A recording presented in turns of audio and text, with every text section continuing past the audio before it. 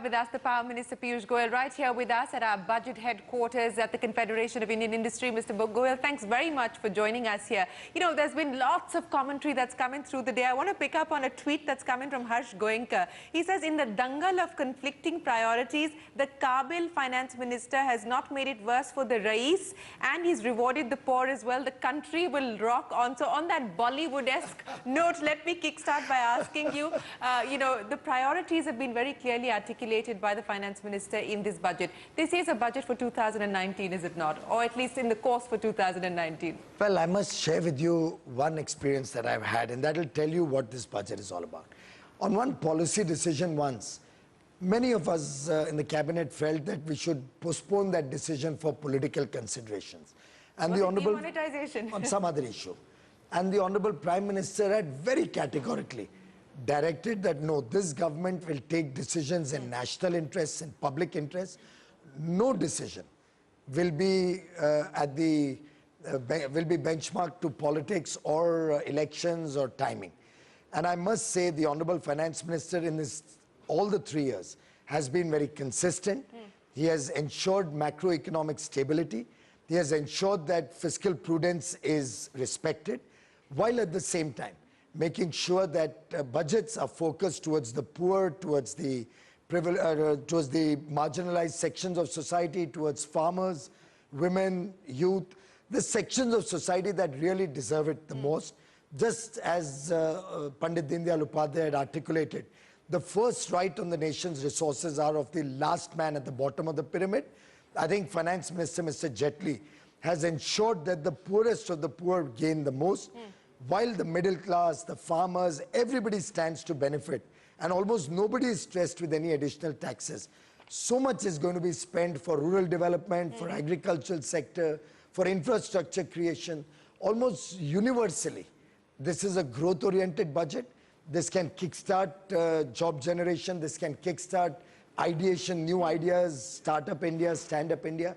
I think truly a phenomenal effort. You know, you've talked about several things, and let me talk about the capital expenditure that you just touched upon. 24% is the increase that the finance minister has allocated, roads, highways, infrastructure, so on and so forth. Do you believe, though, that that is going to now be able to draw in private investment, because that continues to be off the table? Well, I think the private investment was suffering from the lag effect of several years of policy paralysis, indecisiveness, lots of corruption scandals coming out, and lack of demand. When we inherited government in 2014, you'll recall what kind of a state projects were in the country. Almost every sector projects were stressed or stalled. The banking system was in a bad shape. But there hasn't been any significant improvement on those parameters even today, sir. Every parameter. Now, take for example the road sector.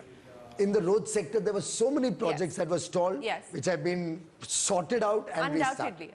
In the power sector, we had so many projects which are at different stages of development. In the first 2 years, we were able to commission 45,000 megawatts of projects. All of them were already running late, which we were able to complete by sorting out the environmental, financial, land issues. So in some sense, this is a process that has a time of its own. It's not something that can be done with a magic wand. But do you believe we're at that point now, where we will see a pickup as far as private investment is concerned? We will, because ultimately private investment is looking for opportunity where they will make money, where there is demand.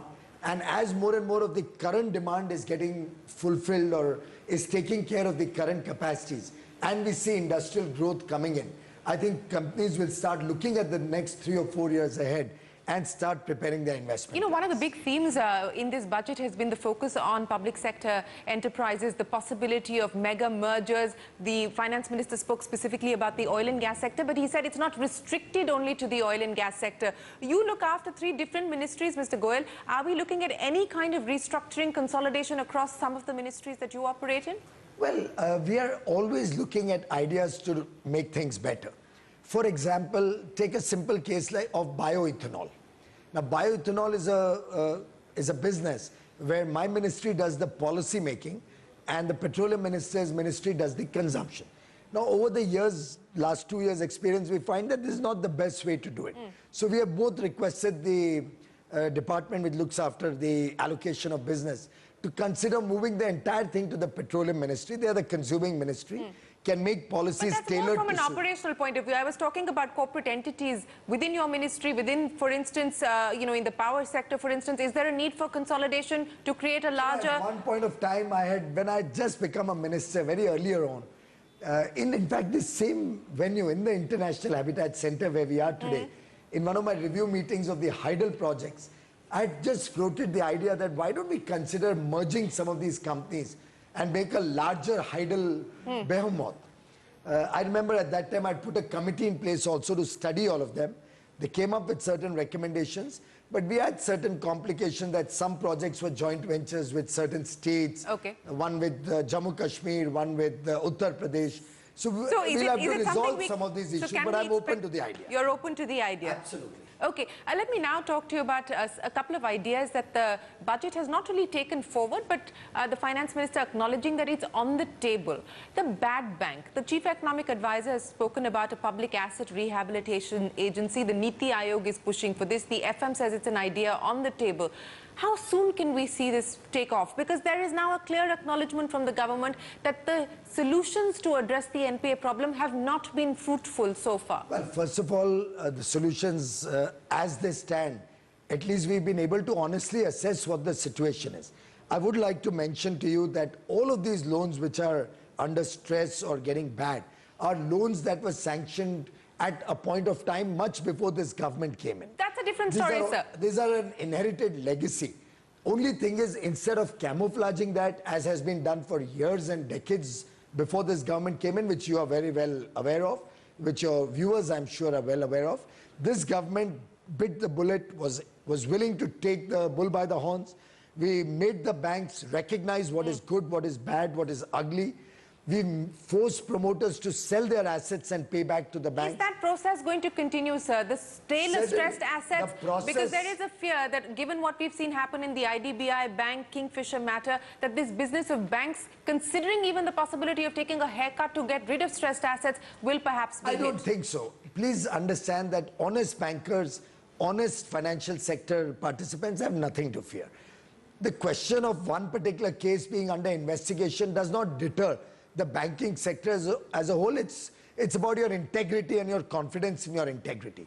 So I personally don't see any problem in the banking sector. We have some very good bankers, very competent bankers in the system, and I'm sure they have the confidence about their own integrity and can take bold decisions. The process of bank consolidation, the process of restructuring of bad loans, the process of wherever it needs, a decision needs to be taken, has to be taken, is well underway. We now also have an oversight committee, which will see the decisions taken by the bankers and provide protection to them. But a bad bank likely in this financial year? I would think so. It's a good idea. I personally am for it. And I do believe it will give a lot of comfort to the bankers who will be out of one major management issue and will be able to lend in a much more organized manner. The way to capitalize the bad banks, the chief economic advisor's idea is use the excess capital from the Reserve Bank of India, and that could perhaps be the way to capitalize this bad bank or this public asset rehabilitation agency. Is that something that's been considered? Will that be an idea acceptable? You must respect that the chief economic advisor's role is one to come up with new and innovative ideas. We had Mr. Bill Gates, before that we had Mr. Thurman from Singapore. Both spoke about transformation of India, resting on new ideas. And ideation is something this government welcomes. So I think Mr. Arvind Subramaniam has thrown out of his hat a few new ideas. We respect him, and we believe all of these ideas will be taken up for consideration and the best way forward in consultation. After all, Reserve Bank is an autonomous body, and we'll consult with them and come up with a better solution.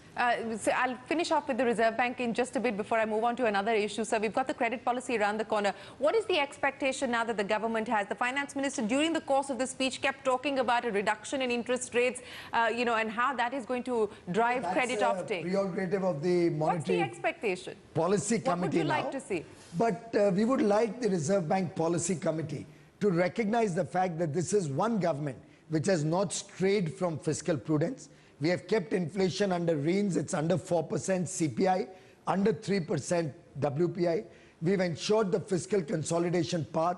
3.5% in a very difficult year has been maintained, will be maintained. 3.2% next year, and then 3% the year after. Current account deficit is down to a record 0.3%. Revenue deficit, which is a very critical figure, down to 1.9% next. I mean, you can see the track record of this government. You can see the sincerity of effort and purpose in every action of this government, the thrust it's giving to growth. And I think when you balance all these fiscal parameters with the need for growth, I'm sure the Monetary Policy Committee will take the right decision. Okay, you're saying the Monetary Policy Committee must take cognizance of all the actions that the government has delivered, at least as far as the fiscal side is concerned. Let me then ask you, sir, about some of the other ideas that are being talked about at this point in time. The need for a universal basic income scheme. Once again, the government has not taken it forward in the budget. It cannot be an additional scheme. It will have to take the government to actually wipe the subsidy slate clean and then introduce the universal basic income scheme. Do you have the political appetite to take that forward? My God, that's one question you can't ask of a government led by Prime Minister Narendra Modi. If any government has political appetite to reform, transform and serve the poor of India, it is this government of Prime Minister Modi. So and I think there is more criticism of his ability to take bold decisions. Do you think that could be a budget idea for the next year? But you must bear in mind that the economic survey just came yesterday. As I said, the economic survey and the CA is expected to float new ideas. The Niti Aayog is expected to come up with innovation and innovative thoughts. We respect these ideas. We'll take it on board. We'll throw it for larger public debate. Maybe we'll have some debates on your channel on this subject. We're happy to have them, We'll sir. have some ideas coming from the people at large.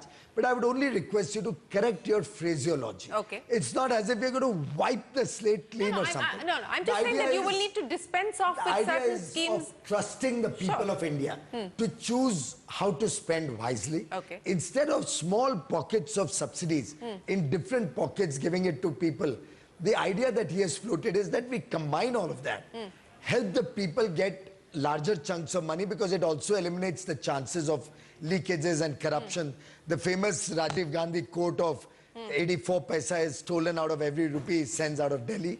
Fortunately, the government led by Mr. Modi has been able to bring down a lot of that corruption and leakage through direct benefit transfer, through Manrega funds being geotagged to create physical assets and put in public domain. That we've been able to significantly bring down leakages and waste in the system and corruption in the system. This is also an idea which we'll address in the days to come. Let me end then by asking you, Mr. Goyal, I think the one disappointment, at least coming in from your home turf, sir, of Mumbai, is that the expectation of a cut as far as corporate taxes has not been given into by the government. And this was, but sir, this was part of your roadmap, and there has been no cut. We have, in fact, we had said that's only for companies with a turnover of 50 crores. Sir. So since when did 96% become only and 4% become the universe? I think, ma'am, you must appreciate that what the Honorable Finance Minister had promised was that he will do away with exemptions and gradually bring down the rate to 25% for businesses. Yes. Now, when we looked at the details and found that 96% of taxpayers or the limited companies which pay tax are in the bracket with a turnover of up to 50 crores. And when we look at their taxes, we find that they're already paying 30%, whereas the larger companies who enjoy a lot of the exemptions and other benefits, when you see their effective tax, they're already at 25%. So the idea was that we remove those exemptions and bring them down to 25. These exemptions will take 7 to 8 years, as he articulated today, to phase out, and gradually those rates will come down. But these smaller taxpayers with turnover of up to 50 crores, at least they, who are already paying 30%, deserved a better deal. The 25%. I just said, as the exemptions phase out their benefits through the exemptions, I'm sure they will also be eligible. So we'll keep monitoring as his exemption falls by the wayside and their effective tax rate keeps increasing. We'll ensure that that remains at or below 25%. Mr. Goyal, it's been a pleasure speaking with you, sir, as always. Thank you. Just one small point. Yes. Before I go, I think this big attack that this government has taken against corruption and black money and a lot of steps, particularly on political party funding, for instance, taken in this budget, the huge measures to promote the digital economy, to bring down the informal sector which doesn't pay taxes. the huge effort being made to reach out to the middle class through affordable housing, to the poor of India through larger allocation of funds for rural development, to the agriculture and allied sectors. I think you will find in this budget a holistic approach where every section of society and every section of job creation or growth has gained from the budget. Transformation and reform is the buzzword, and yet there's no stress on anybody for larger taxes. All right, Mr. Goyal, on that note, thanks very much for joining us and giving us your time here and analysing the budget for us here on CNBC-TV18. That's the Coal Power Minister Piyush Goyal there on the budget. For now, guys, it's back to you.